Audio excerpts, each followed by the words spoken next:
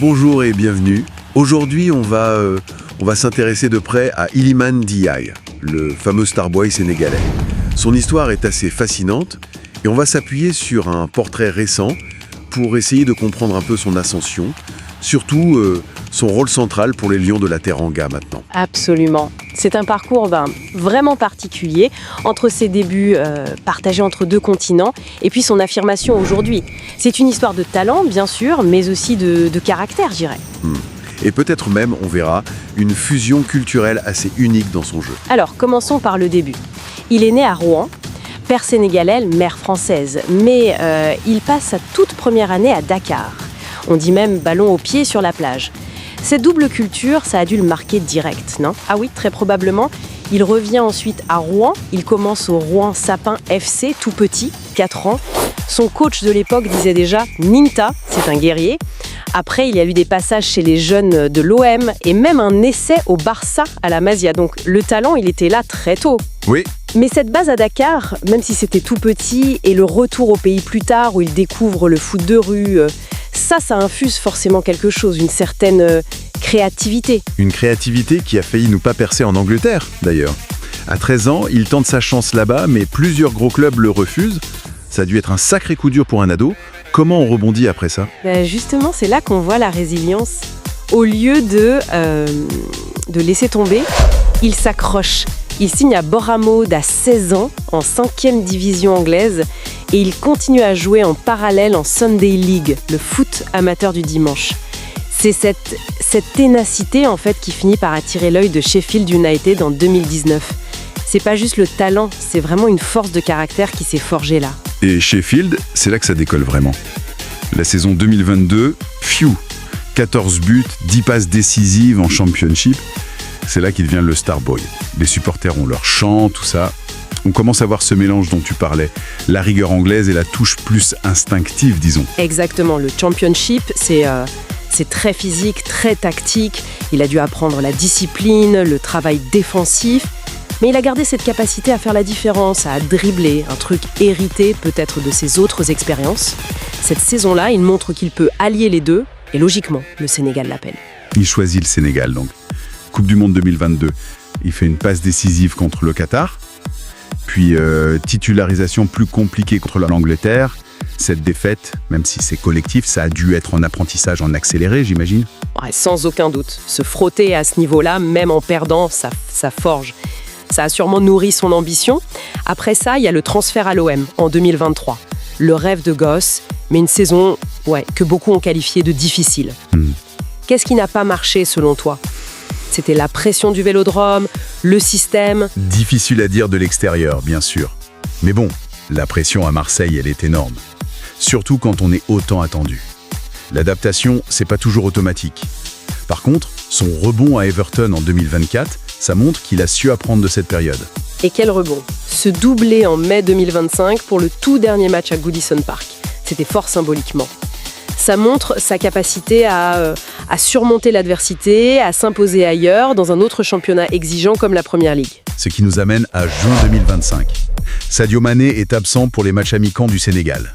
Contre l'Irlande, Ndiaye est déjà très en vue. Et puis il y a ce match contre l'Angleterre, une sorte de revanche peut-être, personnelle et collective. On peut le lire comme ça, oui. Il est titulaire, et là, il sort une prestation de très très haut niveau. Il ne fait pas que bien jouer, il domine son adversaire direct, Kyle Walker, qui est quand même une référence mondiale à son poste. Et surtout, il est décisif. Cette passe pour Ismaïla Sarr sur l'un des buts, victoire historique, 3-1. D'ailleurs, ESPN a dit qu'il avait fait vivre un après-midi misérable à la défense anglaise. C'est une sacrée confirmation, ça. Il a vraiment pris les commandes du jeu sans Mané. Clairement. Il a montré qu'à 25 ans, il n'est plus juste un espoir ou juste Starboy. Sur ces matchs-là, c'était lui le leader technique. Il a assumé, c'est peut-être là le cap décisif qu'il a franchi. Donc, si on résume ce parcours, des plages de Dakar au refus en Angleterre, l'éclosion à Sheffield, la parenthèse à Marseille, la confirmation à Everton, et maintenant ce rôle central avec les Lions. C'est vraiment un chemin marqué par la persévérance. Tout à fait. Et par cette identité de jeu si particulière, il est devenu plus qu'un simple joueur talentueux. Il incarne un véritable espoir. L'espoir de voir un joueur qui peut briller au top niveau mondial tout en gardant cette âme, cette créativité. qu'on associe souvent au foot africain, au foot de rue. Le Starboy porte maintenant les attentes de tout un pays. C'est une histoire très inspirante, c'est sûr. Et ça nous amène à une question pour l'avenir.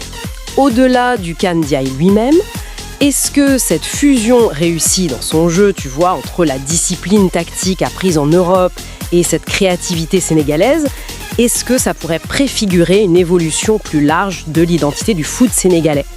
Qu'est-ce que cette alchimie nous dit sur les ambitions futures du Sénégal sur la scène mondiale et sur la prochaine génération de joueurs ? Bonjour, cher. Alors aujourd'hui, on se penche sur un match très attendu de la Coupe du Monde des clubs, PSG contre Botafogo. On a une analyse prévisionnelle assez détaillée sous la main. On va essayer de décortiquer ça ensemble pour y voir plus clair sur les pronostics. Petit rappel rapide du contexte, Paris champion d'Europe et avec la manière, 5-0 contre l'Inter et là 4-0 d'entrée contre l'Atlético. Impressionnant. Oui, c'est clair.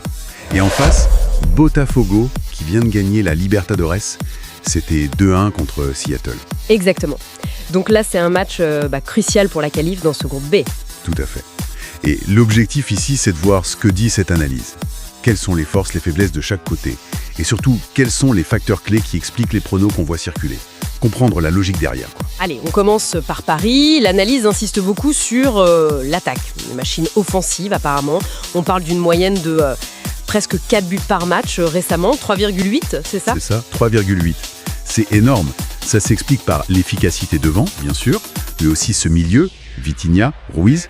Ils ont complètement marché sur l'Atlético. Oui, et derrière, ça a l'air solide aussi. 0 but encaissé sur les 3 derniers matchs, c'est noté. Exact. Ils sont dans leur 4-3-3 habituel. Par contre, attention, il y a des absents, dont Bélé est forfait, c'est sûr.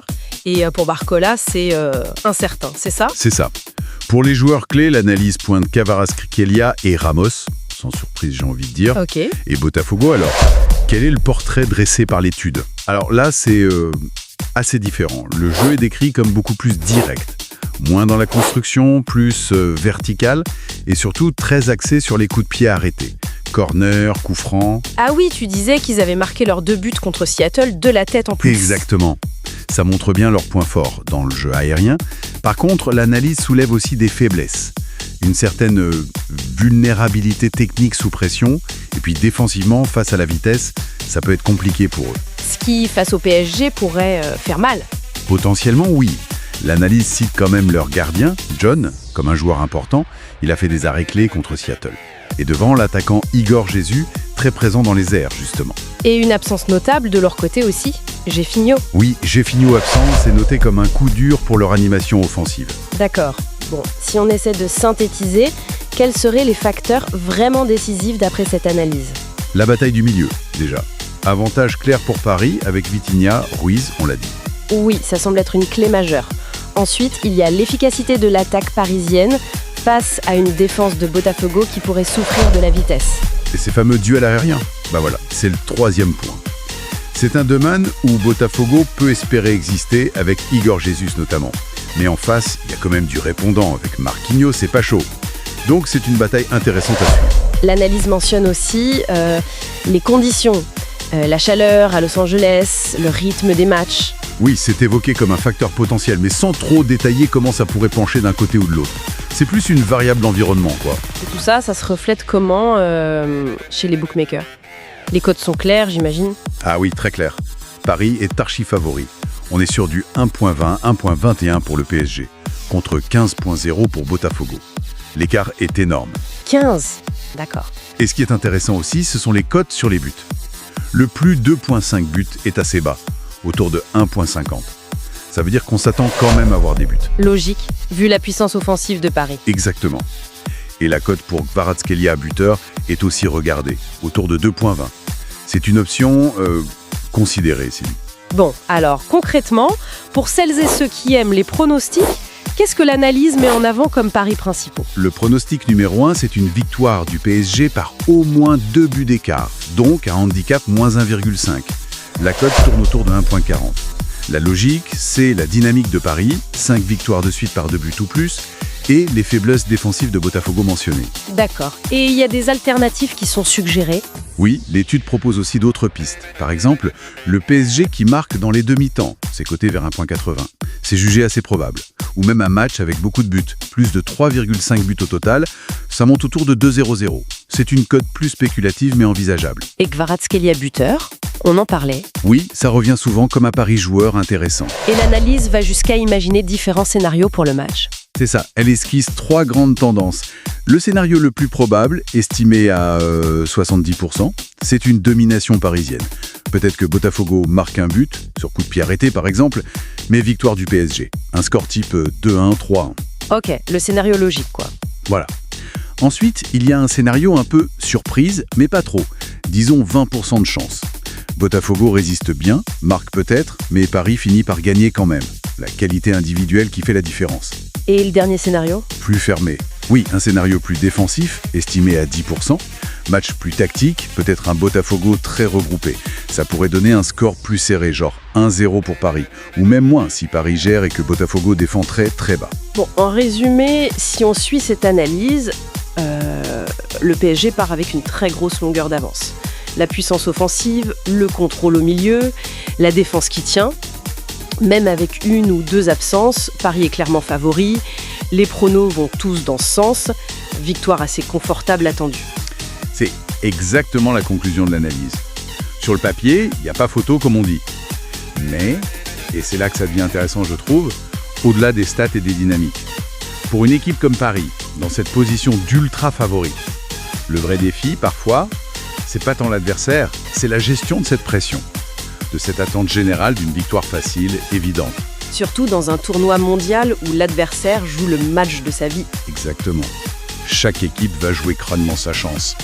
Alors, la question qu'on peut laisser en suspens, c'est comment est-ce que cette gestion de la pression, des attentes, va influencer le déroulement réel du match ?